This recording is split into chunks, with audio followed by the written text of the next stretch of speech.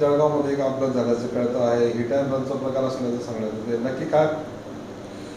MIDC police station हद्दीमधील Rameshwar colony Mehrun परिसरात आज सायंकाळी 6:15च्या सुमारास एक अपघात घडलेला आहे.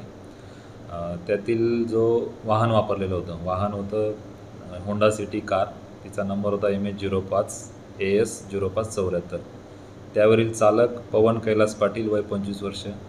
हा त्या कॉलनीतून जात असताना त्याचा गाडीवरील कंट्रोल सुटला आणि ब्रेक दाबण्याच्या ऐवजी त्याच्याकडून एक्सिलेटर दाबल्या गेल्यामुळे हा अपघात घडलेला आहे. सदर अपघातामध्ये सुरुवातीला 3 महिला जखमी झाल्या. त्यानंतर गाडीवरील कंट्रोल सुटल्यामुळे एक शोभाबाई रमेश पाटील, वय 65 वर्ष, या महिलेला देखील त्या अपघातात मार लागला आणि ती महिला या अपघातात मयत झालेली आहे. सदर आरोपी हा जो चालक आहे पवन कैलास पाटील, याला पोलिसांनी ताब्यामध्ये घेतलेला आहे. त्याचं मेडिकल करून पुढील गुन्हा दाखल करण्याची कायदेशीर प्रक्रिया सुरू आहे. पब्लिकने चोप दिल्याचे कळते. कार चालक ज्या वेळेला अपघात झाला त्यावेळेला पब्लिकने त्या ठिकाणी थांबून जो चालक आहे तो आणि त्याची जी गाडी होती त्या गाडीमध्ये जे जखमी झालेले होते त्यांना बसवलं.